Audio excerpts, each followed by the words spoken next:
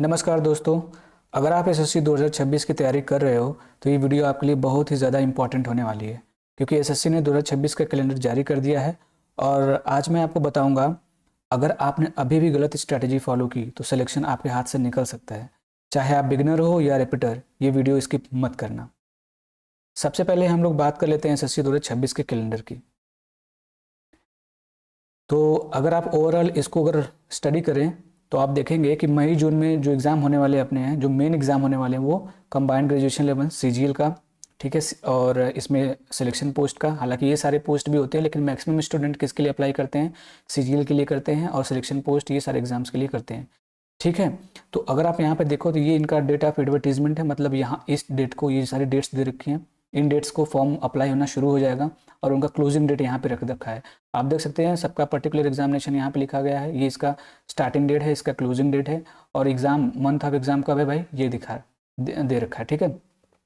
ये सारी चीज़ें यहाँ पे लिख रखी है। मैंने इसको शॉर्ट फॉर्म में ऐसे लिख दिया है, इसको आप यहाँ से देख सकते हो कि इसका टेंटेटिव जो है एसएससी 2026 का कैलेंडर का, मई जून में एग्जाम जो होने वाले हैं सीजीएल का, एसएससी जेई का, इन सब का एग्जाम होने वाला है। सीएचएसएल का तो यहाँ पे एग्जाम होगा नहीं, फॉर्म अप्लाई होना शुरू हो जाएगा आपका मई जून में, लेकिन जुलाई सितंबर में इसका एग्ज़ाम होगा, ठीक है।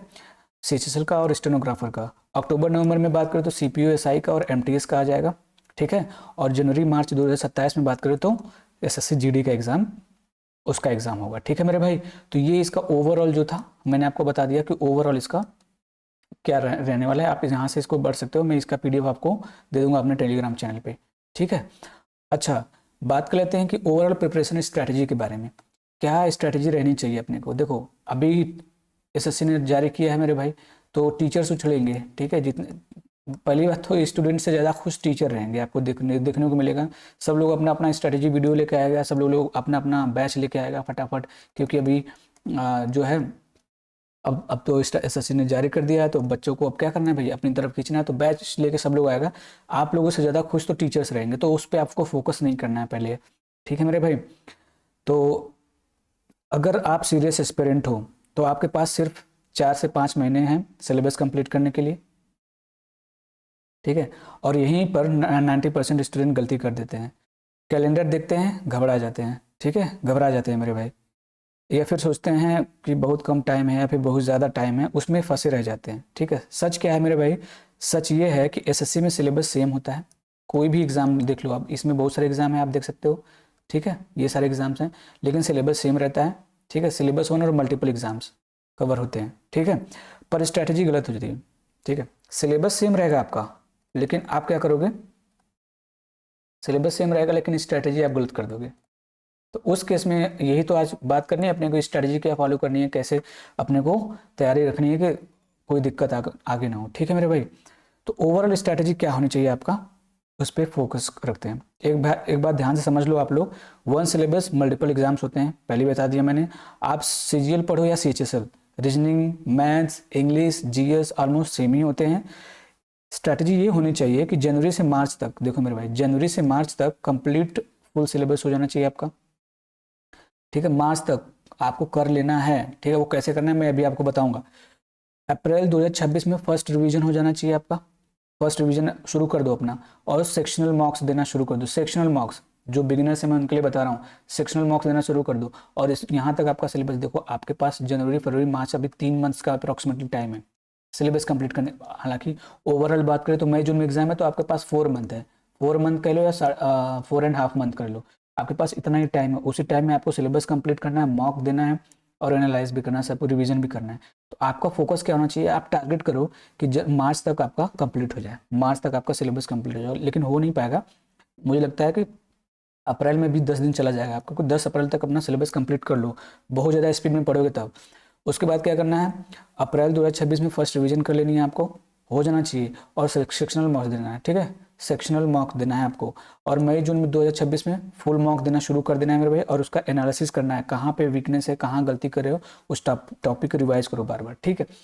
डेली रूल क्या होना चाहिए भाई, 2 सब्जेक्ट्स पढ़ने हैं, 2 सब्जेक्ट पढ़ के उनका रिवीजन करना है, फिर 2 सब्जेक्ट पढ़ने हैं उनका रिवीजन करना है, ऐसे। पीवाईक्यू मैंडेटरी, अगर पीवाईक्यू नहीं करोगे तो दिक्कत होगा, पीवाईक्यू ही करना है, उससे आपका कॉन्फिडेंस बूस्ट होगा। आगे बढ़ते हैं, बात कर लेते हैं मैथ्स की स्ट्रैटेजी के बारे में, जो कि अभी हम लोग पढ़ रहे हैं, ठीक है। तो मैथ्स में कौन कौन से, पहली बात तो आपके पास टाइम कम है, तो आपको फोकस कहाँ रखना है मेरे भाई, कौन सा टॉपिक इंपॉर्टेंट है, जो टॉपिक इंपॉर्टेंट है पहले आपको उस पर फोकस रखना है। वो टॉपिक अगर आप फोकस कर लिए मेरे भाई तो आपका पेपर हो जाएगा। जैसे देखना आप परसेंटेज में अगर आप देखो तो 2 से 3 क्वेश्चन बनते हैं हर साल, ये प्रीवियस ईयर को देख के मैंने बनाया है। और प्रॉफिट एंड लॉस में दो क्वेश्चन बन जाते हैं आपके, इंपॉर्टेंट है। रेशियो एंड एवरेज को मिला के 3 से 4 क्वेश्चन बन जाते हैं। देखो रेशियो जब एवरेज पूछा जाता है ना, तो इसमें देखो मिक्सचर एंड एलिगेशन भी आ ही जाता है, ठीक है, अप्रॉक्सीमेटली। तो वो सारी चीज़ें ध्यान रखना है इसमें। तो 3 से 4 क्वेश्चन रेशियो, मिक्सचर, एलिगेशन, जो एवरेज, इनसे मिला के 3 से 4 क्वेश्चन बन जाते हैं आपके। और SI और CI से 1 से 2 क्वेश्चन यहाँ पे भी बन जाते हैं, ठीक है मेरे भाई। टाइम एंड वर्क से और स्पीड से, टाइम वर्क स्पीड जो होता है, ठीक है, टाइम TSD जिसको बोलते हैं आप लोग, अभी TSD हम लोगों ने शुरू किया, अभी चल रहा है, उसका प्लेलिस्ट आप वहाँ पे विजिट करके देख सकते हो, पूरा बेसिक टू एडवांस से। तो यहाँ से 3 से 4 क्वेश्चन पूछा जाता है। मेंसुरेशन से 3 से 4 क्वेश्चन पूछा जाता है। 2D 3D दोनों मिला के बहुत इंपॉर्टेंट है, बहुत इंपॉर्टेंट है, क्योंकि पूरा फार्मूला बेस्ड ही पूछा जाता है, लेकिन यहाँ पे भी बच्चे गलती कर देते हैं। ट्रिग्नोमेट्री में क्या है, 2 क्वेश्चन ट्रिग्नोमेट्री से पूछना ही रहता है, दो क्वेश्चन। अब ट्रिग्नोमेट्री आपको कहाँ से पढ़ना है मैं अभी वीडियो के एंड में बताऊंगा। डेटा इंटरप्रिटेशन 3 से 4 क्वेश्चन इंपॉर्टेंट है, मोस्ट इंपॉर्टेंट है।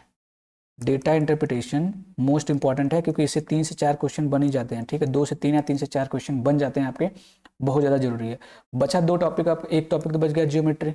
ज्योमेट्री से क्वेश्चन, यहाँ पे मैंने ज्योमेट्री लिखा नहीं है, लेकिन ज्योमेट्री से आपको क्या करना है, कैसे पढ़ना है, देखो वो समझना आप, कि 2 सेक्शन में इसको डिवाइड करो, एक तो ट्रायंगल में, एक सर्कल में। सर्कल में क्या करना है मेरे भाई, सर्कल में आपको इस पे ज़्यादा फोकस करना है, ठीक है, सर्कल में। और इन दोनों को मिलाकर जितने भी फार्मूला बेस्ड क्वेश्चन है बस वही करना है, ठीक है। अभी आपके पास टाइम कम है तो आप फार्मूला बेस्ड क्वेश्चन ही करिएगा, उससे ज़्यादा नहीं आएगा। ज़्यादातर फार्मूला बेस्ड क्वेश्चन आता है ट्रायंगल से, सर्कल से। तो ट्रायंगल के कुछ इंपॉर्टेंट फार्मूला बेस्ड होते हैं, जो इंटीरियर एंगल हो गए, एक्सटीरियर एंगल हो गए, ठीक है, इन सब पे बेस्ड आते हैं। पैरामीटर, सेमी पैरामीटर पे बेस्ड क्वेश्चन इस पे पूछे जाते हैं, तो आप उसको कर सकते हो, ठीक है मेरे भाई। तो ये यहाँ तक कंप्लीट हो गया। बहुत ज़्यादा ज्योमेट्री में मत जाइएगा, सर्किल अच्छे से पढ़ लीजिएगा, ट्रायंगल के कुछ स्पेसिफिक टॉपिक्स मैं आपको बताऊंगा, ठीक है, क्या क्या पढ़ना है, और मैं कंप्लीट करवा दूंगा आपका। उसके बाद है स्ट्रैटेजी क्या होनी चाहिए, आपका स्ट्रैटेजी होना चाहिए भाई, अरिथमेटिक को स्ट्रॉन्ग करो। क्वेश्चन यहाँ से पूछा जाता है, क्यों, क्योंकि जब आपका अरिथमेटिक स्ट्रॉन्ग रहेगा, जैसे परसेंटेज, प्रॉफिट एंड लॉस और रेशियो, ये सब आपका स्ट्रॉन्ग रहेगा, तो आपका डेटा इंटरप्रिटेशन का क्वेश्चन ऐसे ही बन जाएगा, क्योंकि यही सब चीज़ें तो इसमें काम देती हैं। तो आपको अल्टीमेटली क्या रखना है कि अरिथमेटिक स्ट्रॉन्ग करना है, ठीक है मेरे भाई, डेटा इंटरप्रिटेशन अपने आप स्ट्रॉन्ग हो जाएगा। उसके बाद क्या करना है मेरे भाई, आगे बढ़ते हैं। यहाँ तक आपको समझ में आया होगा कि हमको क्या करना है, कि मैथ्स में इससे ज़्यादा कुछ नहीं करना है। ज़्यादा के चक्कर में पड़ोगे, डिटेल में जाओगे, तो आपको मास्टर नहीं बनना है किसी चीज़ का, आपको एग्जाम क्रैक करना है, और इतने में आपका एग्जाम क्रैक हो जाएगा, ठीक है। आगे बढ़ते हैं और रीजनिंग की बात करते हैं। तो रीजनिंग में मेरे भाई 25 क्वेश्चन पूछे जाते हैं, सबको पता है, ठीक है। कोडिंग डिकोडिंग से 3 से 4 क्वेश्चन पूछे जाते हैं। सीरीज से 3 क्वेश्चन पूछे जाते हैं अप्रॉक्सीमेटली। एनालॉजी एंड क्लासिफिकेशन से 4 to 5 क्वेश्चन पूछे जाते हैं। ब्लड रिलेशन से आपका, और डायरेक्शन, ब्लड रिलेशन और डायरेक्शन मिला के 4 क्वेश्चन आ जाते हैं इससे, ठीक है। और सिलोजिज्म एंड वेन डायग्राम से 3 से 4 क्वेश्चन इससे भी पूछे जा सकते हैं, ठीक है। और पजल, सीटिंग अरेंजमेंट से अब 2 क्वेश्चन पूछे ही जा रहे हैं मेरे भाई, ठीक है। और बच गया आपका पेपर कटिंग एंड फोल्डिंग से 1 क्वेश्चन बन जाता है, फिगर सीरीज से 1 क्वेश्चन बन जाता है। ये सारे तो फिक्स पैटर्न है। बचा आपका जो टॉपिक्स बच गए, तो क्या करेगा, इसमें से अगर माइनस करेगा, कुछ क्वेश्चन इसमें से कम पूछेगा, तो आपका कैलेंडर दे देगा, ठीक है, आपका कैलेंडर दे देगा, या फिर कोई और टॉपिक देगा, क्यूब से दे देगा, क्यूब या डाइस से दे देगा। डाइस से भी 1 क्वेश्चन बनता है मेरे भाई, डाइस से भी 1 क्वेश्चन कभी कभी बन जाता है।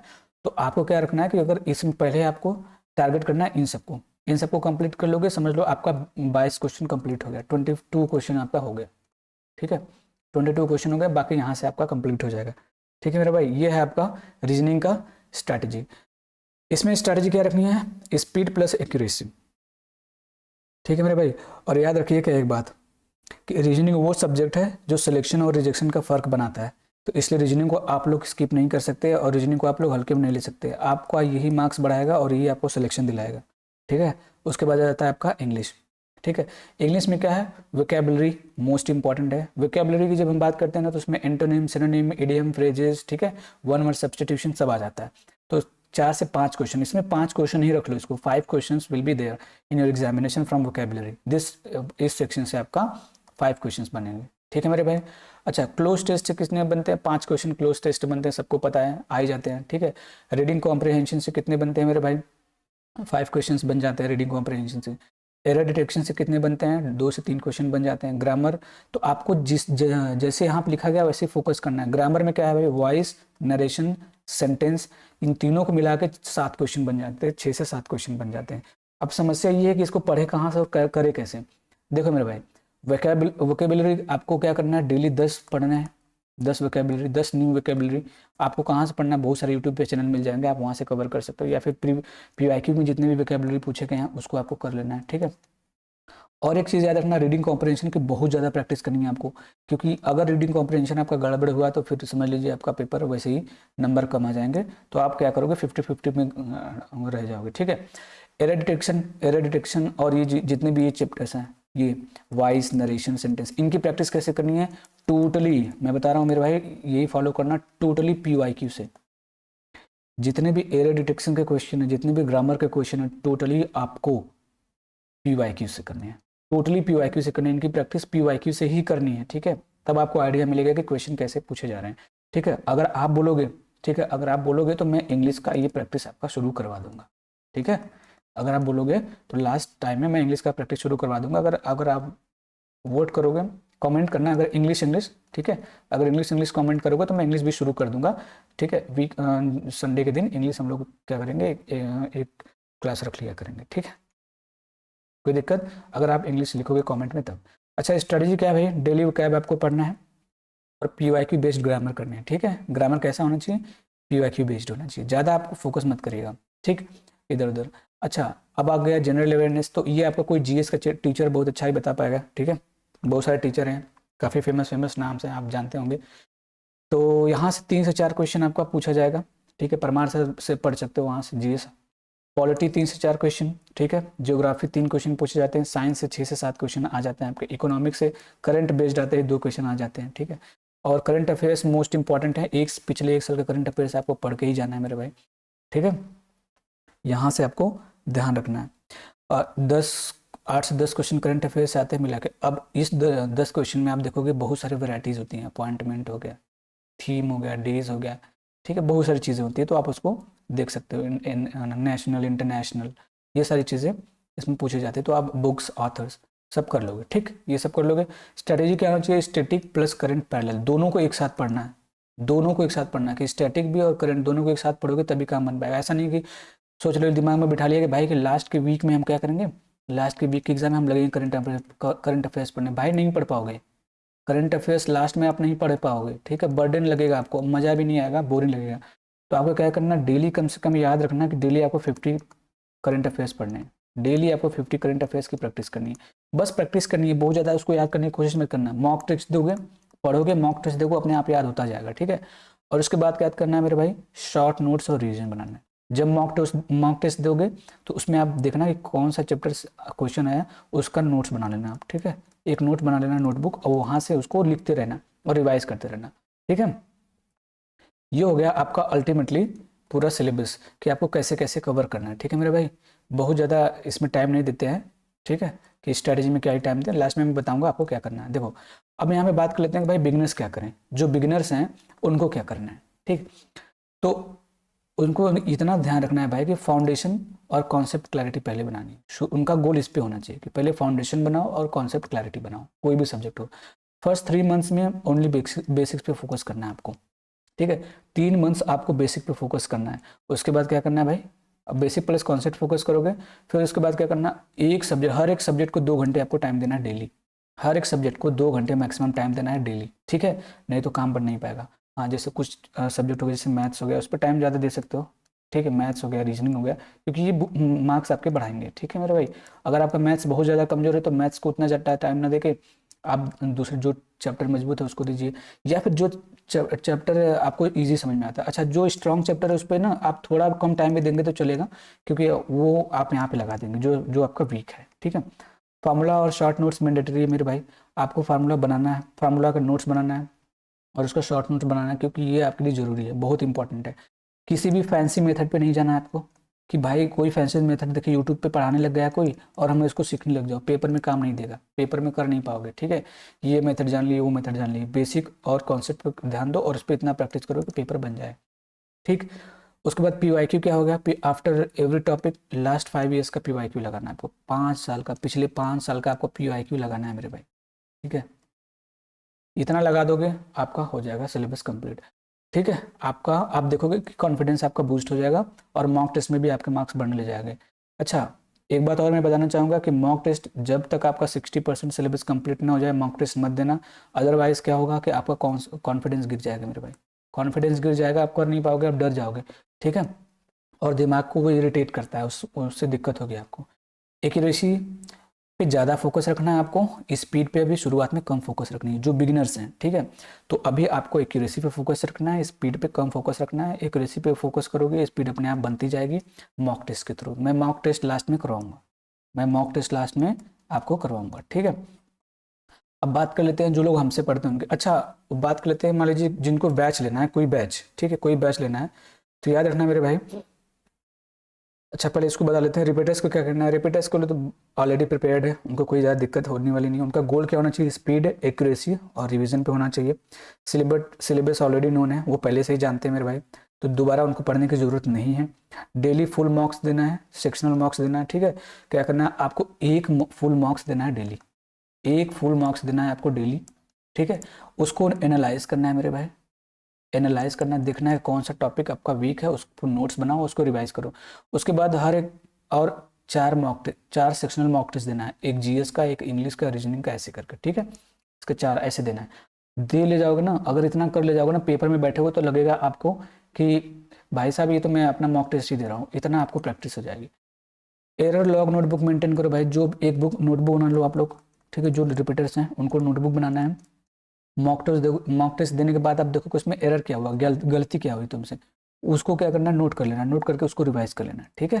नोट करके क्या करना है मेरे भाई, रिवाइज कर लेना, नोट प्लस रिवीजन, ठीक है। आपका फोकस किस पे होना चाहिए, स्पीड पे और स्मार्ट अटेम्प्ट्स पे होना चाहिए। स्पीड अपना बढ़ाओ, कितना तेज कर पा रहे हो क्वेश्चंस को, और स्मार्ट अटेम्प्ट्स होना चाहिए। ऐसा नहीं कि क्वेश्चन नहीं आ रहा है आपको तो उसी में लगे रहो, नहीं, उसको छोड़ो, आगे बढ़ो। स्किप इज एन आर्ट, ठीक है। Skipping question is an art. तो एग्जाम हॉल में आपको हर एक क्वेश्चन को करना नहीं होता, कभी कभी क्वेश्चन को स्किप भी करना होता है टाइम बचाने के लिए। एग्जामिनर जानबूझ के कैलकुलेटिव क्वेश्चन दे देता है, ठीक है। फाइनल सिलेक्शन फार्मूला क्या है मेरे भाई, तो 40% टॉपिक अगर आप कवर कर लियो तो 70% पेपर उसी से बन जाते हैं। इसका मतलब याद रखना आप लोग, अगर आप लोग 70% अपना कवर कर लिए सिलेबस तो उससे आपका 100% पेपर बन जाएगा, ठीक। जो टॉपिक्स मैंने यहाँ पे लिखे हैं बस आपने उतना ही कर लिया तो आपका 100% पेपर वहीं से बनेगा। देख लेना आप लोग, आपका अच्छा खासा मार्क्स आ जाएगा, ठीक है। Consistency is better than intelligence. एक बंदा बहुत तेज है, एक बंदा थोड़ा सा कमजोर है, लेकिन अगर वो कंसिस्टेंट है और इंटेलिजेंट बंदा जो है वो कभी पढ़ता है कभी नहीं पढ़ता है, ओवर कॉन्फिडेंस में आ जाता है, तो वो उतना मार्क्स स्कोर नहीं कर पाएगा जितना ये बंदा कर पाएगा कंसिस्टेंसी वाला, ठीक है। उसके बाद मॉक एनालिसिस करना है, यही आपका क्या है, की टू सिलेक्शन है। Mock analysis is the key to selection, ठीक है मेरे भाई, बात समझ में आ गया। तो अब मैं आपको बताऊंगा कि हम लोग कैसे पढ़ेंगे। तो जैसा कि आप जानते हैं हम लोगों ने भी शुरू किया है मेरे भाई, जो बिगिनर्स हैं उनके लिए शुरू किया है, ठीक है। एसएससी यहाँ पे मैं बता दे रहा हूँ आपको, ठीक है। जो बिगिनर्स हैं हम लोगों ने उनके लिए शुरू किया है, एक सेकेंड, ठीक है। जो बिगनर्स उनके लिए हम लोगों ने क्या शुरू किया भाई, अब मैथ शुरू किया है, मैथ पढ़ा रहे हैं हम लोग अभी, और रीजनिंग भी, मैथ रीजनिंग दोनों पढ़ा रहे हैं। तो अगर आप बिगनर्स हो तो आप यहाँ पे चैनल को विजिट करके वहाँ से देख सकते हो, मैंने प्लेलिस्ट बनाई है, ठीक है। अभी वो क्लासेस चली रही हैं, चलेंगी, अब तो जारी हो गया। मुझे इतना उम्मीद नहीं था एसएससी से कि भाई साहब इतना जल्दी ये लोग जारी कर देंगे अपना, ठीक है। तो हम लोग शुरू करेंगे मेरे भाई। अब क्लासेस कल से आपकी कंटिन्यूस हो जाएंगी, 2 क्लासेस चलती रहेंगी, ठीक है। तो देख लेते हैं कैसे इसको पढ़ना है, ठीक है। अच्छा, उनके लिए बात कर लेते हैं जिनको अभी मान लीजिए कोई बैच लेना है। तो देखो, अगर आप कोई आपका फेवरेट टीचर है जिससे आप कनेक्ट कर पाते हो अच्छे से, ठीक है, आप कनेक्ट कर पाते हो किसी टीचर से अच्छे से, तो उसका ना वीओडी बैच लेना, ठीक है। उनका वीओडी बैच लेना, लाइव बैच कभी मत लेना क्योंकि सिलेबस कंप्लीट पूरा नहीं करवा पाएंगे, डेली क्लास करवाएंगे उससे आपका दिक्कत होगा। वीओडी बैच से क्या होगा कि आप एक दिन में 2 से 3 को क्लास कर लेंगे, 2 से 3 क्लास कर पाओगे, 2 से 3 क्लास, ठीक है। तो और रिवीजन भी कर पाओगे, ठीक है, ठीक है। और जो भी टॉपिक पढ़ो, जैसे ही वो टॉपिक कंप्लीट हो उसके बाद पीवाईक्यू पे पहुंच जाओ। पीवाईक्यू कहीं से भी टेक्स्ट बुक से दे सकते हो, कहीं से भी आप दे सकते हो। ठीक है मेरे भाई, तो ये हो गया आपका पूरा आपका स्ट्रैटेजी। ठीक है मेरे भाई, तो हमने देखा कैलेंडर, सब्जेक्ट वाइज वेटेज भी देखा मैंने, प्रिपरेशन प्लान भी देखी कैसे करनी है। बाकी अब आपको क्या करना है मेरे भाई कि अब लग जाना है, आपके पास टाइम कम है। अगर अभी भी आपने ये सारी गलती की जो मैंने अभी मेंशन किया वीडियो में, तो वो आप सिलेक्शन से काफ़ी दूर हो जाओगे। ठीक है मेरे भाई, तो बस यही बोलना चाहूँगा मैं आज के लिए। ठीक है, अगर आप ये स्ट्रेटजी है, आप अगर मेरे भाई मैं आपसे एक चीज़ बोलना चाहूँगा कि अगर आपको ये स्ट्रेटजी हेल्पफुल लगी हो तो वीडियो को लाइक करो, चैनल को सब्सक्राइब करो और कमेंट में लिखो बिगिनर या रिपीटर। अगर आप बिगिनर हो तो लिखो बिगिनर, अगर रिपीटर हो तो लिखो रिपीटर। ठीक है, और एक चीज़ मैं और कहना चाहूँगा कि अगर आपको कोई स्पेसिफिक टॉपिक पढ़ना है, सब्जेक्ट पढ़ना है, तो आप कमेंट में कर देना, मैं उसका वीडियो बना दूंगा। ठीक है मेरे भाई, तो अब आपके पास टाइम नहीं है इधर उधर भटकने का, कहीं एक जगह स्टिक करो, किसी भी एक टीचर को पकड़ो, वहाँ से पढ़ना शुरू कर दो। और लाइव बैच बिल्कुल मत लेना किसी का। टीचर नाचते बंदरों की तरफ देखोगे, उछलेंगे कूदेंगे, ऐसे खुश होंगे जैसे कि मतलब उनके लिए सही बात, उनको खुश होना ही होगा, वो तो खुश रहेंगे, क्यों नहीं खुश रहेंगे भाई, क्योंकि उनका तो बिजनेस अब बढ़ेगा आगे। तो आपको क्या फोकस रखनी है मेरे भाई कि लाइव बैच नहीं लेना है तो ले सकते हो उनका बैच, लेकिन वीओडी बैच लेना, वीडियो रिकॉर्डेड, ताकि आपका टाइम बच सके। ठीक है मेरे भाई, तो बस यही थी अपनी स्ट्रेटेजी वीडियो। आप देख सकते हो कि कब कब कौन सा एग्जाम होने वाला है, वो उस हिसाब से आपको तैयारी शुरू कर देनी है। कि मान लीजिए आपको CHSL का एग्जाम देना है तो आपको अभी से लग जाना, अभी आपके पास थोड़ा सा ज़्यादा टाइम मिल जाएगा। CGL के लिए जो दे रहे हैं, CGL जिनको टारगेट करना है, तो भाई आपके लिए टाइम बहुत कम है, आप लग जाइए। ठीक है, और मैं यहाँ पे वीडियो बनाते रहा हूँ। ठीक है, और पढ़ा रहा हूँ, तो हम यहाँ से कंप्लीट मैथ्स देख सकते हैं। ठीक है, कंप्लीट मैथ पढ़ा रहा हूँ मैं, मुझे लगता है कि मैं कंप्लीट करवा दूंगा लगभग सारे टॉपिक्स, टाइप वाइज सब कुछ कंप्लीट करवा दूंगा, प्रैक्टिस भी आपको मॉक करवा दूंगा। तो चैनल को शेयर करिएगा, वीडियो को लाइक करिएगा अगर इन्फॉर्मेटिव लगी हो, अगर आपको ये स्ट्रैटेजी पसंद आई हो। ठीक है मेरे भाई, ज़्यादा टाइम ना लेते हैं इसमें, मिलते हैं नेक्स्ट क्लास में। जय हिंद।